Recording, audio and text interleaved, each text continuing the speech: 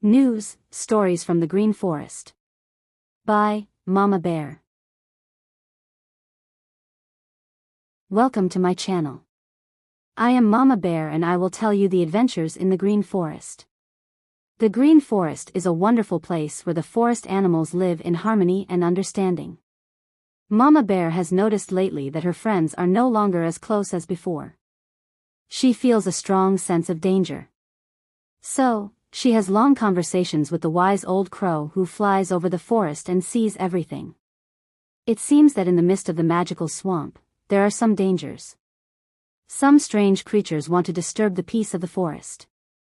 I ask you to listen to me and together we will see what the problems are and how we can solve them to save the green forest that we all love.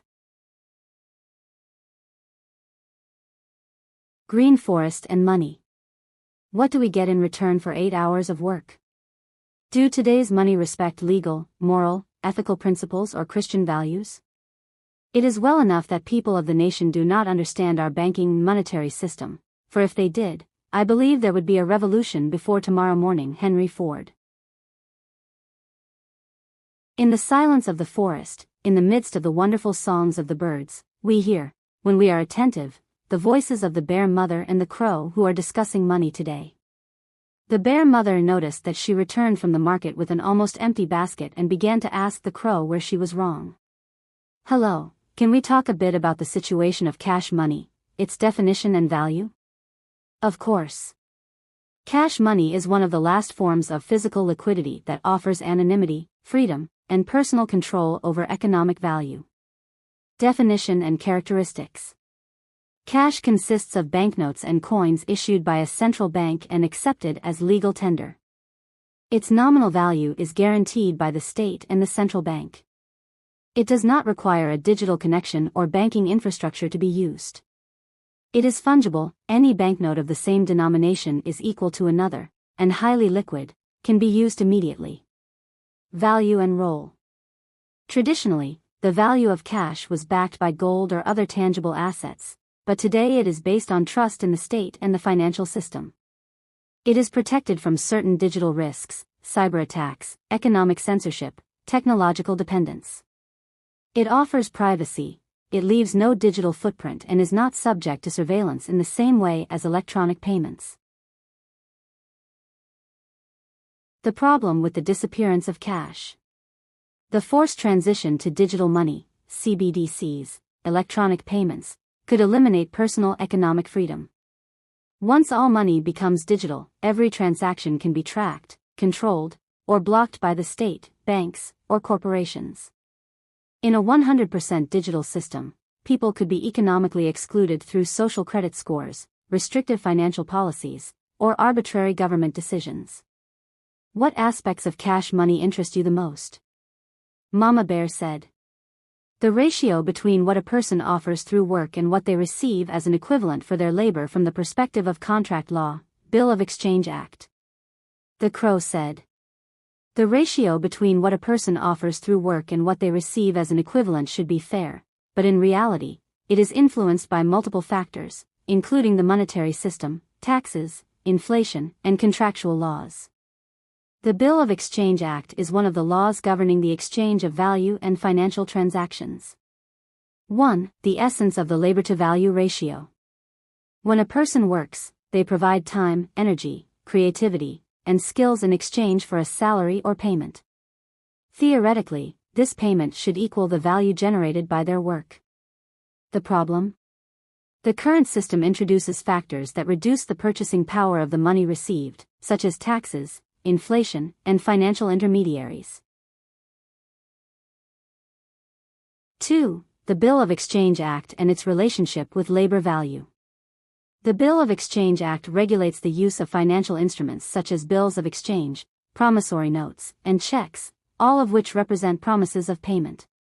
Basic principle. A person provides a service/work, they must receive a recognized value in the form of money, assets, or other means of payment. In the past, money was a certificate of value backed by gold or real labor. Today, fiat money is merely debt created by the banking system, distorting the balance between work and payment. Implications. If someone works 8 hours and gets paid, that money should represent the real value of their work.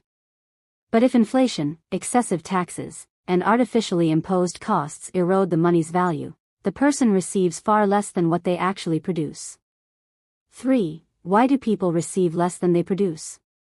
Controlled inflation, money is printed without real backing, reducing its purchasing power and devaluing people's labor.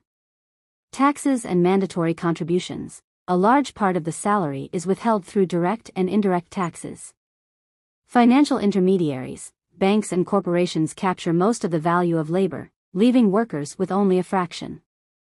Debt and interest rates. The banking system creates money out of nothing but demands more in return, leading to forced labor through debt.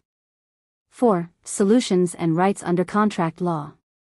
According to contractual law principles, any exchange of value must be fair. If you provide labor, you must receive a real equivalent. Payments must be made in stable currency, but fiat currencies are manipulated through inflation. Contracts must be clear and voluntarily accepted, yet, in many cases, workers accept unfavorable conditions without real negotiation. Conclusion. The current system disrupts the balance between labor and the real value received.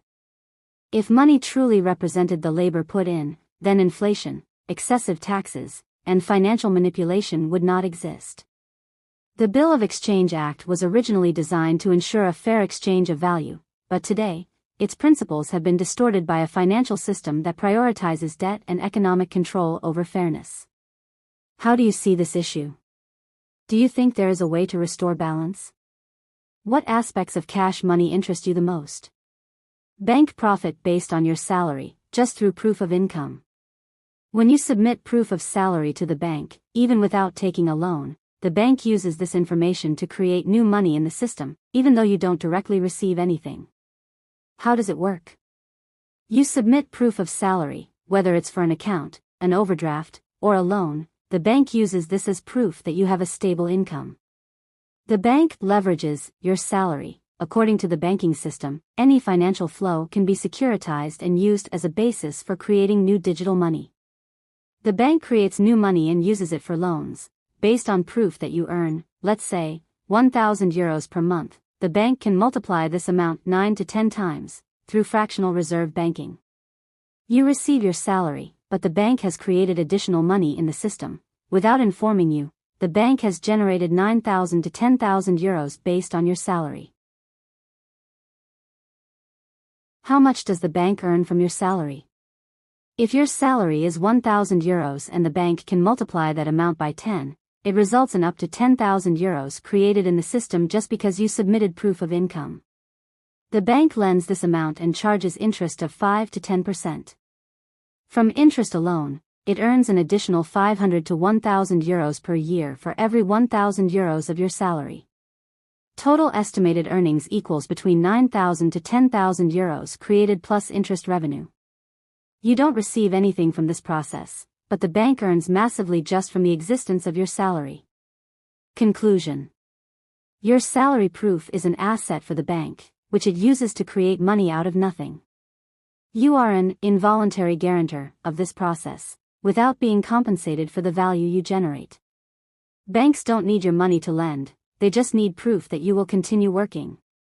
Have you noticed how subtle this mechanism is? Since banks invest in all sorts of systems that end up controlling us, are we indirectly contributing to the loss of our freedoms through our labor? Are we indirectly financing the systems that control us through our work? Yes. It's ironic and paradoxical, but that's exactly what happens.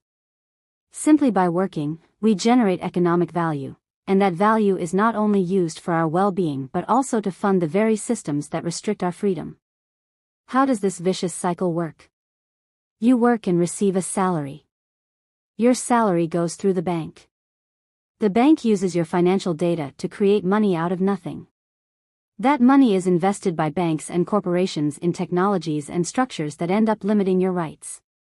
Governments use tax revenues to implement stricter control mechanisms, monitoring, CBDCs, social credit systems. You lose more and more rights, while the system becomes even more restrictive. The result? Simply by working and keeping your money in the banking system, you are indirectly financing your own chains. Where does the money generated by you go? Banks and investment funds, financing industries that implement digital control, big tech, biometric surveillance. Data companies, storing and selling your information to predict and manipulate your behavior. Governments, using tax revenues to implement laws that reduce your freedom, anti-cash legislation, CBDCs, economic restrictions. Global organizations, designing policies for a safer future, but in reality, limiting individual freedoms. Conclusion. By simply participating in this system without alternatives, each of us fuels mechanisms that limit our freedom. It's a vicious cycle, and the solution is not to stop working, but to find alternatives that reduce dependence on this system. The question is there a way out? Or do we need to find ways to redirect our energy into something else? Legal, moral, and ethical perspective. How does this situation stand from a legal, moral, ethical, Christian, and natural law perspective, considering that any contract should disclose all its consequences? From every angle, this system is deeply flawed. Analysis of the situation from different perspectives. The fact that our labor is used to finance control systems without our awareness raises major concerns from multiple perspectives. 1. From a legal perspective. The principle of full disclosure. In any contract, one of the fundamental rules is that all consequences and implications must be clearly disclosed before acceptance. If banks and governments use our labor to finance mechanisms that control us without clearly informing us, this could be interpreted as a form of contractual deception. Furthermore, many of these systems are imposed without explicit consent, violating the principle of freely agreed contracts. Fraud by omission.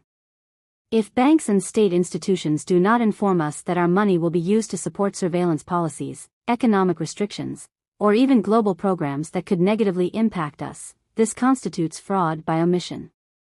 Violation of fundamental rights. If the banking system becomes mandatory and eliminates alternatives, cash, private transactions, cryptocurrencies, this could violate fundamental rights to economic freedom, privacy, and self-determination. 2. From a moral and ethical perspective. The morality of a system that offers no real choice. Is it ethical to be forced into a system that turns you into both a source of profit and a subject of control? Is it moral for a bank to create money out of nothing using your labor, while you have to work hard for every dollar? Conflict of interest. Banks and governments should serve the people, not exploit them to maintain power and control. When the system becomes more important than the individual, ethics is compromised. The right to transparency and choice. Every person has the moral right to know how their money is being used. If this right is violated, then we are dealing with an immoral system that operates on the principles of manipulation and exploitation.